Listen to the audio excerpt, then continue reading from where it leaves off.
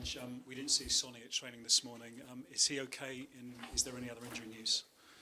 No, the one's missing today. Sonny was a bit sore after the weekend. He was never going to be involved tomorrow anyway because he missed a bit. So we're just leaving him out of tomorrow and see how he is from there. Jed Spence trained individually today. Everyone else was out there. Troy Parrott's coming back to Spurs, having only left permanently in the summer. He was here for 7 years, only played a handful of games and none under you. How do you reflect on his time here? And did he get a proper chance? Yeah, look, I think it's good to see Troy doing well. I think he had a great loan spell last year in the Dutch league, and he's looking like he started his AZ career in positive fashion too. So it's great. In terms of getting a chance, that's sometimes football's just about timing. We've got a striker here, mate, that was at Chelsea and Liverpool early in his career. He's done all right since. So I think there's a pathway forward for everybody. Yeah. Hi, Ange, how are you? I'm good, mate. As you already said there, Sonny was bruised a little bit after the weekend. It was quite a feisty game, certainly in the second half, quite a battering game. Spurs have been fined today for their players not being controlled in the melee, which led to, after Kudus was sent off. Just in general, sum up for us whether that was what you'd like to see in terms of your side or what you expect to see from your side. I don't know if that's an accurate description of what I saw. I mean, there was obviously that sort of incident with Kudus, and apart from that, I don't think it was that feisty a game. I don't think there was too many cards outside. I'm not really sure what we did wrong, apart from, there was a coming together. But I mean, I think, a couple of our players had hit the deck by then, so you'd like to think that we'd go in there and at least protect. I thought our players controlled themselves, but obviously, the FA felt differently. But I didn't feel there was anything edgy in that game at all. Just a player who maybe lost his composure for a second, Kudus, which I think is not really like him anyway, from what I've seen him as a player, but it happens. And for the most part, I thought there was a fair bit of restraint there. If there was anything more, there's plenty of video evidence to charge players with. So, but I guess the look of it's not great, but I don't think it was anything untoward. And in this competition, made a great start so far. In terms of that, I mean, are your team maybe a well-set European team? In terms of Premier League is very different to European football. Yeah, look, we've started the competition really well so far. Different challenges in both games. Obviously, the first game at home, we had a player sent off in the first few minutes, which provided its own unique challenge for us. And then whenever you play away in Europe, like we did in the last game, at Ferencváros, again, a different challenge. We've exposed especially some of our younger players to European football, which I think is a positive, and you see growth from that, and we want to continue that. Again, a good challenge tomorrow. AZ, good side, and from our perspective, particularly here at home, a good opportunity for us to continue our form. Hi, Ange. I've noticed you're taking a lot more short corners this season. I think it's around 38% at the moment. Just wanted to know what the thinking was behind that. Same as anything else, mate. We think it's an effective way to kind of look at set pieces.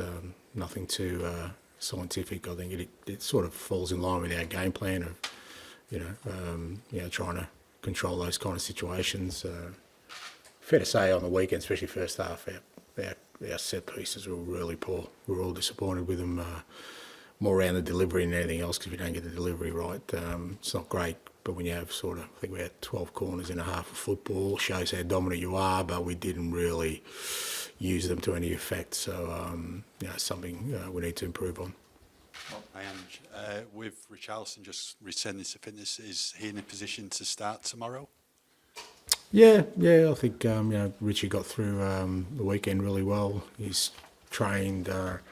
It's almost the second week of training now, and he's ready to go in terms of being available for sure.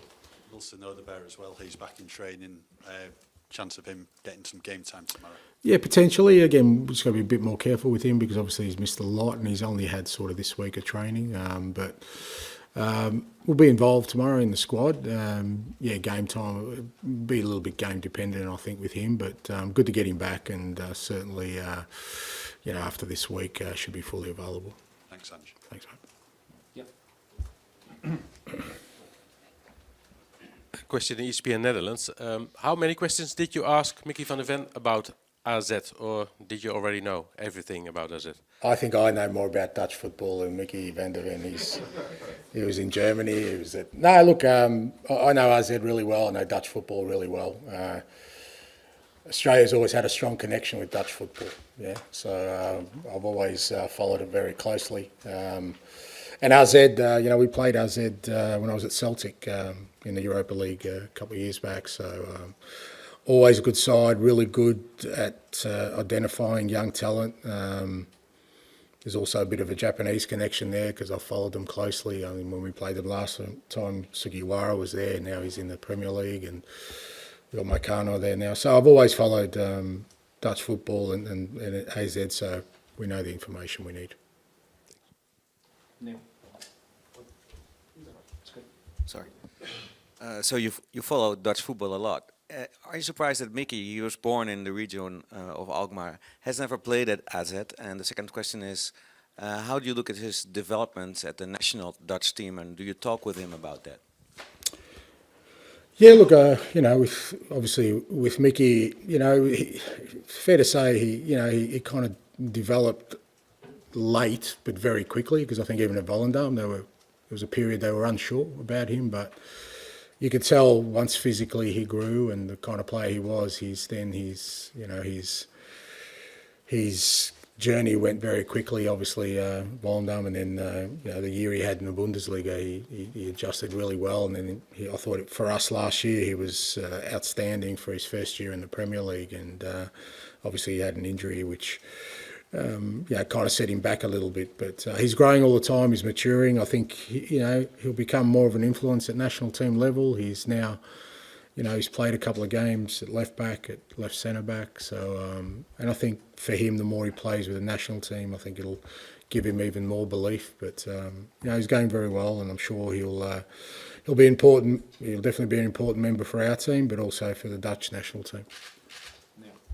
And how much of your personal footballing philosophy being influenced by Dutch football, thinking back to days of total football back in the 70s, and what do you like best about it?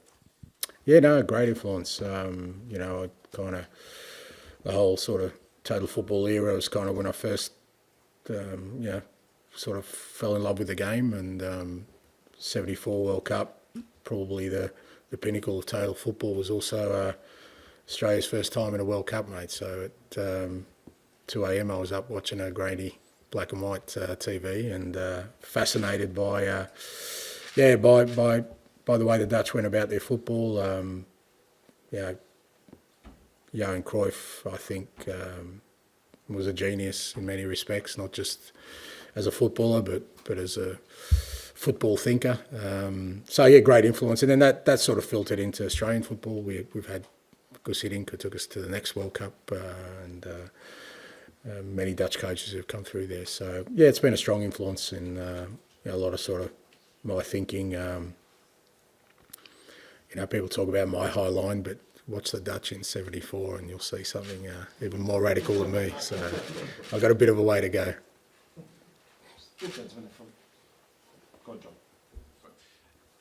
Just to go quickly back to the FA charges, from what you're saying, do you expect to be let off, seeing as it was two of your guys on the ground and one of theirs going... I think we've been fined, haven't we?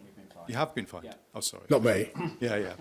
But, okay. The club, no, I think we've got a fine. So that was a mistake then? What was a mistake? Being fined for... Is it just something you're moving on from here? No, we've been fined. All I said was I just think we handled it as best we could, but obviously the FA thought it wasn't a good look and has fined us for it. But yeah, that's all. Yeah. Fair enough, thanks. Gentleman in front, please, John. Thank you. Good afternoon.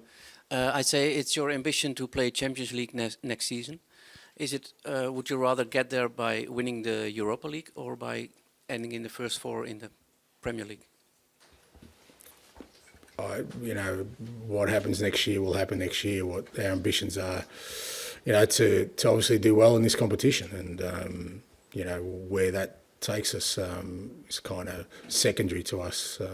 You know, trying to, you know, do well in the Europa League. We weren't in Europe last year, and I think we missed it as a football club. It's important we're in there, and when you're in there, it's important you make an impact. So, you know, that's where kind of our ambitions lie. We started the competition well, but you know, still a long way to go. Both in the group stages and obviously in this knockout stages. There's some very, very good football sides in this competition. So, you know, one step at a time for us. We want to have a good performance tomorrow night and like I said, continue our good form in this comp. Okay, we'll go, if you could pass the mic to Rob, and then we'll finish with George at the back after Rob, please. And just to follow up another question, did you ever have a chance to manage in Holland? Were there any offers in your career to go there? And I know you were very close to Puskas in your time in Melbourne. Did you ever meet any of the Dutch legends from '74, like Cruyff or Rep or Niskins, for example? No, no, I didn't really have an opportunity. I know I got to know, and I still know John Van Schip really well, who's you know, part of that Ajax kind of folklore, the greatest sides, and he spent time in Melbourne and. Yeah, great guy. I've spent some time with him. Yeah, he ended up coaching the Greek national team too recently as well. And like I said, I've always had ties with people in Dutch football. Han Berger, who was a technical director in Australia for quite a while, and the late Pim Verbeek, who spent time. So, you know, I think all legends, you know, in their own way. Like I said, a real strong Dutch influence. Both in Australia, but also for me personally, and always loved, like I said, Dutch football. Dutch footballers, I've always followed it keenly. Finish with George at the back, please. Hi, Ange. It's the 20th anniversary of Bill Nicholson's death today. He left Spurs in 1974, so I don't imagine you would have seen much of his Tottenham team. But kind of how much have you learned about him since you've been here? And I guess, you know, he was manager 50 years ago, but his legacy stands the test of time. Is that kind of a source of inspiration as well when you talk about making a mark somewhere? Yeah, absolutely. And you know, I've often said when I fell in love with the game, I fell in love with the game, not just playing it. So I've always, you know, from a young age, had a real keen interest in history and club histories and great players, but I always had a real fascination with great managers, and he was certainly one of them. And you always measure that, obviously, by the success they have is one sort of fairly obvious way to look at a tenure of a manager. But like you said, legacy is much more important, and you know, he's one of those figures like, you know, very few who's left an indelible mark that will always be here, because it wasn't just about winning, how they won. The way he carried himself, the kind of person he was, those kind of things, I often say are far more important than the achievements. And yeah, he's left the ultimate legacy, really, because I think, you know, in many ways, how the club is defined and wants to be defined is very much, you know, the qualities and the values that he brought. You know, like I said, 20 years since his passing, but certainly time has not diminished his influence, and you feel it, you know, even to the present day.